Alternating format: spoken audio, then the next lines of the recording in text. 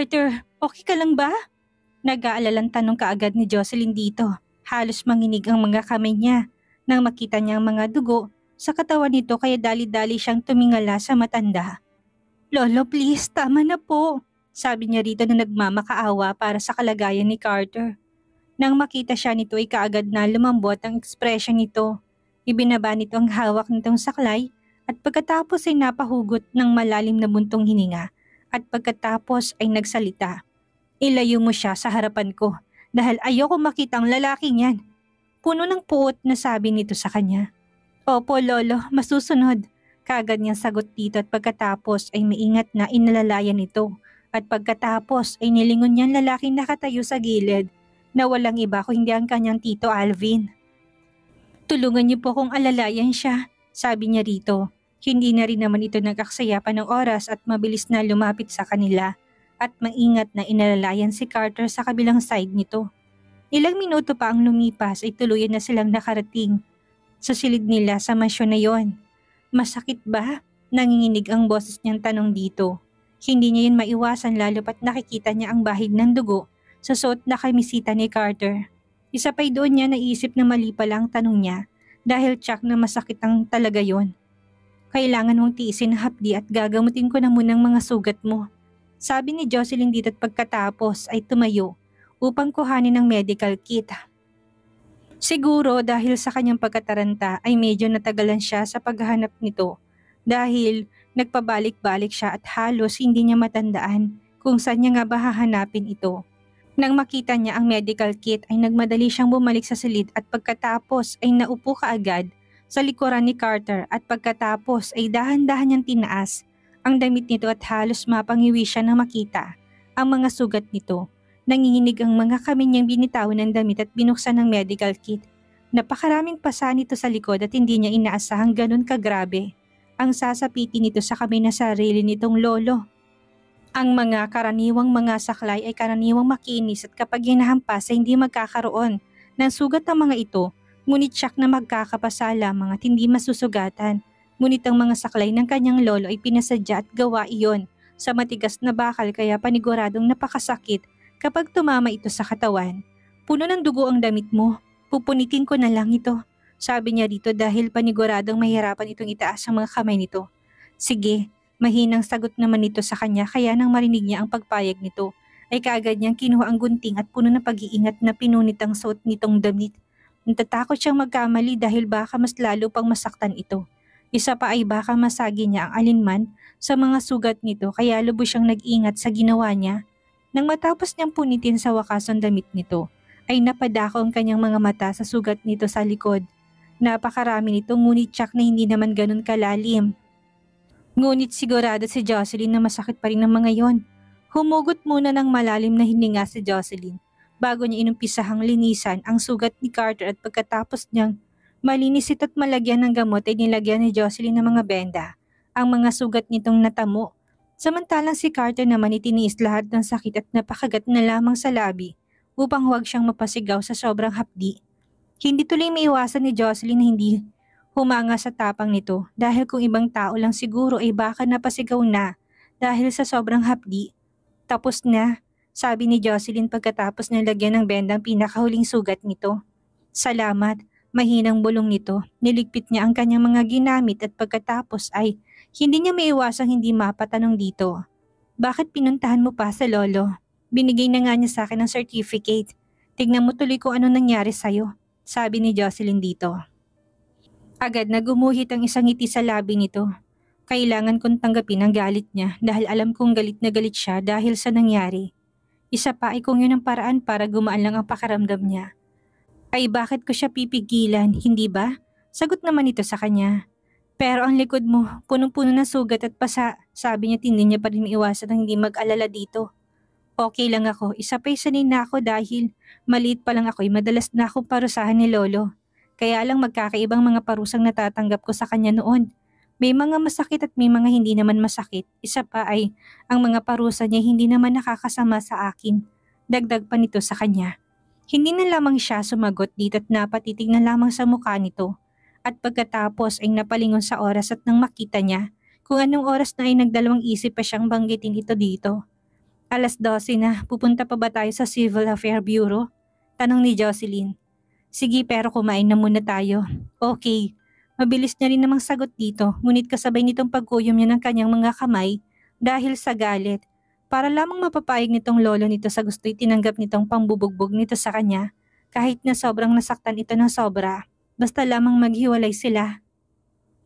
Mukhang atat na talaga ito makipaghiwalay sa kanya't makasama ang babaeng totoong mahal nito.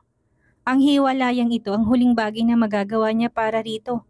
Hindi na lamang siya nagsalita pa o nagkomento, ngunit mabilis siyang tumayo at kinuha ang box at pagkatapos ay binigay dito. Buksan mo muna to, sabi niya dito. Okay. Sagot nito at pagkatapos ay mabilis na inabot ito. Inikot ni Carter ng ilang beses sa mga numero at ilang sandali lamang inabuksan ng box at nilabas nito. Mula doon ang kanilang marriage certificate, kasama ng mga titulo ng mga bahay na niregalo sa kanila.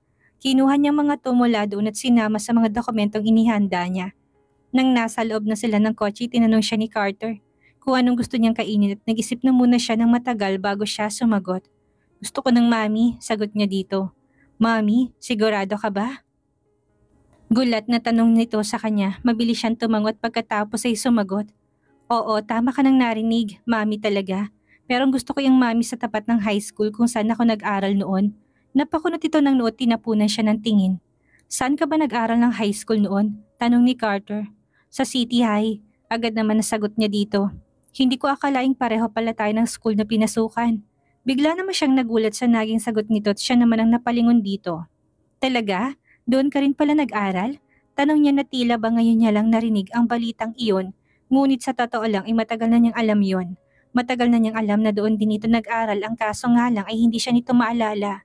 Samantalang siya simula noon ay hindi niya ito nakalimutan hanggang sa mga oras na yon. Pagdating nila sa tapat ng City High ay masaya silang bumaba ng sasakyan at hindi inasahang napakaraming tao sa tapat ng paaralan. Agad nilang hinanap ang mamihan sa harap ng school. Ngunit nakailang ikot na sila, hindi nila ito nahanap kaya nagtanong-tanong sila. At doon nila nalaman na matagal na palang umalis ang nagtitinda ng mami. Nadismaya si Jocelyn dahil doon at tila kailan lang noong huli siyang kumain doon ng mami. Ilang taon na nga bang nakalipas? Marami na nagbago simula noon dahil sa kanyang pagkakaalala. Nang nakalipas ay naalala niya hindi lang ang mga bagay ang nagbago kundi maging ang mga tao dito.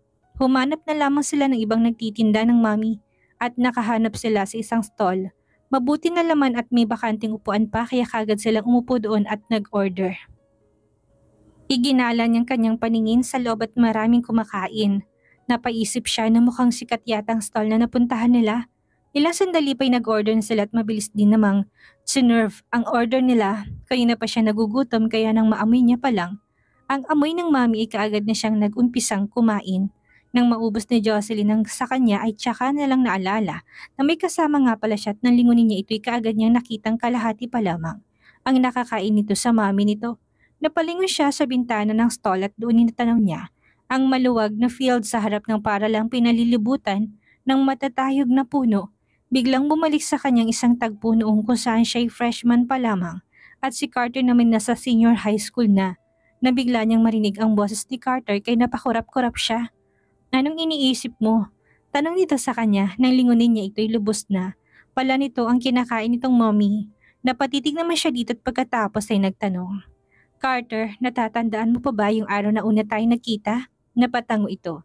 Natatandaan ko pa. Sagot nito at pagkatapos ay napatingin ito sa suot niyang jade na bracelet na sa kanyang kamay. Nang ibigay ni Lolo ang bracelet sa iyong ina dahil sa pagkakaligtas nito sa buhay ni Lolo at ni Daddy. Sagot nito. Ngumiti siya rito at pagkatapos ay napatango. Oo yun nga, mahinang sagot niya. Nakalimutan nitong una nilang pagkikita dahil hindi yun ang unang beses nagkita sila sa kasamang palad. Ay hindi nito natatandaan yun. Naniniwala ka ba sa love at first sight? Biglang tanong niya ulit dito. Hindi, mabilis sa sagot naman ito sa kanya. Napakabilis nitong sumagot at pagkatapos ay muli na namang nagsalita. Hindi ako naniniwala doon dahil hindi pa naman nangyari sa akin. Dagdag pa nito. Kay Roxanne, hindi ka ba na love at first sight sa kanya? Tanong niya pa, ibang usapan ng kay Roxanne. Malalim na sagot nito na halos magkasalubong ng kilay ng mga oras na yon dahil siguro sa dami ng tanong niya.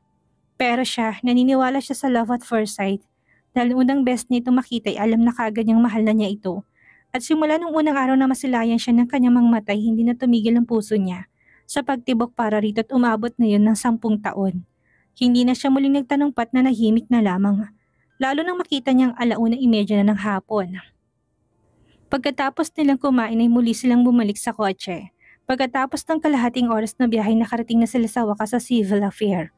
Sa eksaktong 2:00 ng hapon, ngunit takbang bababa pa lamang sana sila ng kotse nang bigla na lamang mag-ring ang kanyang cellphone at ang kanyang tito Alvin ang tumatawag na kagad niyang sinagot. Nang marinig niya sinabi nito'y kagad siyang napatakip sa kanyang bibig dahil tila isang bombang balitang dala nito sa kanya. Pupunta na ako, pupunta na kami, sabi niya rito at pagkatapos bigla na lamang napabulahaw ng iyak. Samantalang si Carter ay kagad na lumingon sa kanya tinawakan magkabilang balikat niya. What is wrong? Nag-aalalang tanong ni Carter sa kanya na makita siya nito umiiyak. Kailangan nating pumunta sa ospital ngayon din dahil ang sabi ng tito Alvin bigla na lamang daw nawala ng malay si lolo at bumagsak sa sahig. Isinugod raw ito sa ospital at kasalukuyang nasa emergency room. Sagot niya na halos manginig. Matanda nito at nito nga lang ang nakarang mga araw hindi na magandang lagay ng kalusugan nito. Hindi niya tuloy alam kung maayos pa ba itong makakalabas ng emergency room. Natatakot siya sa pwedeng mangyari dito. Natatakot siya na baka nahila siya mula sa kanyang pag-iisip nang mapansin niya na hindi rin pala gumagalaw ang kotse. Mabilis niyang nilingon ito. Ano pang ginagawa mo, Carter? Tara na sa ospital, galit na sabi ni Jocelyn. At halos mag-isang linyang kilay niya. Napahigpit ng hawak si Carter sa manibela at kalmado pa rin nakaupo doon. Kung si Jocelyn ay sobrang kinakabahan siya ay hindi. Nilingon niya ito. Jocelyn, don't worry. Sigurado akong walang sakit si Lolo. Sabi niya rito, nakita niya ng laki ang mga mata nito. Dahil sa sinabi niya ngunit hindi sumagot kaya nagpatuloy siya. Nung bata ako madalas magpanggap si Lolo na may sakit para lang mapaniwala at mapasunod niya ako sa gusto niya. Maraming beses na niyang ginamit sa akin yon. Malamang ayaw niya maghiwalay tayo kaya gumagawa na naman siya ng pakulo niya. At ito nga ang pagkakaroon na naman ng sakit ang naisip niya para mapasunod ako. Sabi niya rito, akala niya magiging maayos sa Jocelyn kapag sinabi niya yun at gaga na loob nito. Ngunit tila mas lumala lamang nararamdaman nito. Galit na pinalakihan ni Jocelyn ng mata si Carter. Carter, ano bang klaseng pag-iisip meron ka? Galit na tanong niya rito. Wala akong pakialam kung anong pagkakaintindi mo sa bagay na yun. Kung nagpapanggap man siya na may sakit, pupunta pa rin ako sa tabi niya. Sagot ni Jocelyn. Mag-drive ka at pupunta tayo sa ospital, sabi niya rito. Hindi niya kayang upo lamang doon na walang ginagawa dahil hindi siya mapalagay. Alam niya na hindi na magandang lagay nito noong mga nakalipas na araw at mukhang pagod na pagod ito. Kung totoo man na sinasabi ni Carter sa kanya hindi na mahalaga pa yon. Kahit peket umarte lamang ito'y gusto niya pa rin siguraduhin kung kamusta na bang kalagayan nito. Kaya pagdating nila sa ospital kagad na dumiretso si Jocelyn. Sa emergency room na makita niya saradong emergency room at bukas ang mga ilaw, ay halos panawan siya ng lakas at dumaos do sa sahig. Dad, Ma'am, kamusta ang lagay ni Lolo? Mihinang tanong niya sa mga to. Nang mga oras na yon, pakiramdam niya tila ba may magat na bagay na bigla na lamang dumagan sa kanyang dibdib. Bukod pa doon, pakiramdam niya tila may mawawala na naman sa kanya. Nang makita niya mukha ng kanyang inatama na nakatayo sa tabi ng pintong emergency room, ay alam niya na kagad na hindi lang isang parte ang nangyari sa kanyang lolo. Hindi tulad ng dati. Bakit bigla na lamang siyang sinugod sa emergency room? Ano ba talaga nangyari kay Lolo? Sunod-sunod na tanong niya sa mga to. Napasulyap siya nang wala sa oras sa kulay pulang. Napakalaking sulat sa pinto at bigla na lamang tumibok na abnormal ang kanyang puso. Nilingon niya ang kanyang ama na ang mga matay na mumulat habang nakatitik siya rito ay hindi niya maiwasang hindi mapansin na tila ba mukhang tumanda ito bigla sa paningin niya. Mommy, sabihin niyo sa akin ng totoo, sabi niya sa kanyang ina dahil sa mga kilos ng mga to ay tila ba sila'y tinatago. Biglang napapikit ang kanyang ina at napabundong hininga pagkatapos ay tumitig sa kanyang mga mata. Ngayon ay mukhang hindi na talaga namin maitatago sa iyong totoo. Isa pa ito na rin gusto. Ang tamang oras para malaman mo ito. Mahinang sabi nito sa kanya, naghintay siya ng sasabihin nito. Sa totoo lang, simula nang madiagnose siya ay hindi na naging maganda ang lagay ni Papa. He has an advanced liver cancer. And a month ago ay sinabi ng doktor na si Papa ay... Biglang gumaralgal ang tinig ng kanyang ina at halos hindi na kayang ituloy pa ang mga sasabihin. Nilapitan ito ng kanyang ama at hinaplos ang balikat nito. Dahil nga hindi na makapagsalita ang kanyang ina, dahil nagumpisa na itong maging emosyonal ay ang kanyang ama nang nagpatuloy sa sinasabi ng kanyang ina. Kaya ginanap ang araw ng kaarawan ni Lolo ilang linggo bagong totoong birthday niya sa takot na baka hindi na niya abutin ito at ayaw niyang mangyari yon. Siya rin na nagsabi na wag nang sabihin sa'yo at kay Jocelyn ang tungkol dito. Walang nagawa sa Jocelyn kung hindi ang mapaiyak na marinig niya sinabi ng kanyang biyenan. Kung hindi pa ito nagsabi sa kanila ng tungkol sa bagay na yon, ay tsak na hindi siya maniniwala sa balitang iyon dahil napaka-imposible. Paano ang napakasiglang matanday lagi nakangiti sa kanya tuwing makikita sila ay magkakaroon ng ganong klaseng sakit? At nang malaman nila ang tungkol doon ay nasa malang stage na to. Bakit? Hindi niya maiwasang mapatanong sa kanyang isip. Bakit ngayon lang nila nalaman? Bakit mas pinili nilang itago yun sa kanila? Hindi ito totoo. Napailing si Carter at pagkatapos napatitig sa kanyang ama, nangingilid ang luha. Hindi ako naniniwala sa'yo, nagsisinungaling lang kayo. Sabi niya ritong napakagatlabi siya. Simula bata ko'y napakahilig ni Lolong lokohin na kung may sakit siya para sumunod ako sa kanya. Pwede ngayon ay ganun din, hindi ba? Alam kong alam niya rin na ayaw niya maghiwalay kami ni Jocelyn at handa akong mangako sa kanya na kapag gumaling siya hindi ko nahihiwalayan si Jocelyn at mananatili ako sa tabi niya hanggang sa panghabang buhay. Sabi niya, ngayon ay makikinig na ako sa kanya at susundin lahat ng gusto niya. Basta gumaling lang siya. Patuloy niya. Alam ng kanyang ama na mahihirapan itong tanggapin ang totoo, ngunit kailangan itong tanggapin iyon. Hindi ako nagsisinungaling, Carter, at hindi rin ito isang parte lamang dahil totoo ito.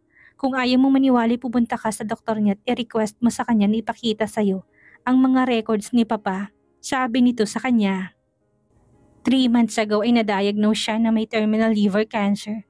Dagdag pa nito, biglang lumalim ang kanyang mga mata habang nakatingin dito at napakuyo ang mga kamay. 3 buwan niyo nang alam ang tungkol dito pero bakit hindi niyo malang nagawang sabihin sa amin? Puno ng diin ang bawat bigkas niya na salita dahil galit siya. Galit na galit siya. Siya ang lolo ko, tatay niyo, dad. Nalaman mo na pala pero pinili mo pa rin itago sa akin, sa amin. Muling sabi niya na halos paglabasan ng ugat sa kanyang noo. Tumingin ito sa kanya. Alam kong may hinanakit ka kay Papa, Carter. Dahil sa pilit niya kayong pinaghiwalay ng babaeng yon. Dahil ayaw niya sa babaeng bastarda. Pero lolo mo pa rin siya at ginawa niya lang iyon. Para sa ikakabuti mo kaya pinili na lamang niya itago iyon sa iyon lalo na kay Jocelyn.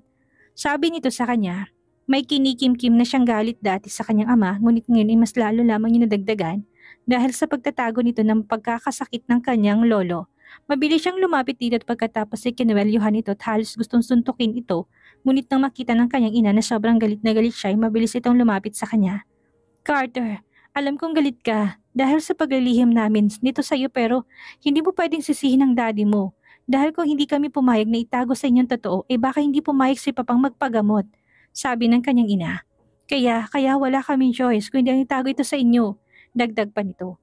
Pagkatapos nitong magsalita, muli na namang tumulong luha mula sa mga mata nito. Wala ring nagawa si Jocelyn kundi ang mapaiyak na lang din. Pero ang sabi niyo, nagpapagamot siya, hindi ba? Pero bakit ganito pa rin? Muling tanong ni Carter, matanda na si Lolo, sino makakatakas sa advanced stage liver cancer? Ang gamot na binibigay sa kanya para lang mabawasan sa sakit na nararamdaman niya. At hindi ko rin alam kung sapat ba yun para gumaling siya ng tuluyan. Humihikbing sagot ng ina ni Carter, mas lalo pa siyang napahikbi na marinig niya ito. Napakahirap tanggapin ang bagay na ito.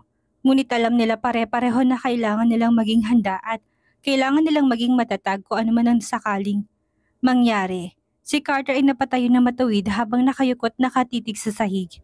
Nakakuya ang mga kamay nito, tumutulo na rin ang luha sa mga mata nito. Alam ni Jocelyn na sobrang nalulungkot ito. Iniisip nito marahil na sani nagbibiro na lamang ang kanyang lolo. Alam niya sobrang nahihirapan ito kaya kaagad niya itong nilapitan. At pagkatapos ay hinawakan na magkabila nitong braso. Katulad may umaasa kung totoo ang sinabi mo sa sakyan.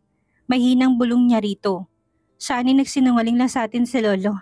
Sana marinig ulit na tawagin niya akong apo at sana napahikbi siya. Sana marinig ko pang pagtawa niya.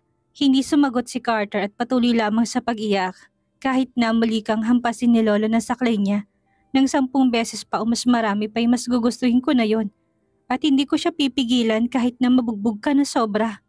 Tumutulong luhang sabi ni Jocelyn dito. Mas gugustuhin ko na rin yon kaysa ang ganito. Malungkot na sagot ni Carter sa kanya. Dahil sa sagot nito'y napatango siya at napayakap dito ng mahigpit at mas lalo pang naiyak. Gusto niyang pagaanin ang loob nito. Gusto niya huwag na itong malungkot. Nabasa ang suot ni Carter ng damit dahil sa kanyang mga luha. Dahil sa pagkakayakap ni Jocelyn ay nahawakan niya mga sugat ni Carter. Ngunit alam niya na hindi maharap ni Carter na intindihin ang mga sugat nito dahil sa kanyang lolo. Ano kayang mangyayari sa matanda ngayon nasa bingit na ito ng kamatayan? Ano ang hiling nito kay Carter na sinang-ayon na naman ng apo? Dito na ba magtatapos ang buhay ng matanda? Yan ang ating aalamin sa susunod nating kabanata.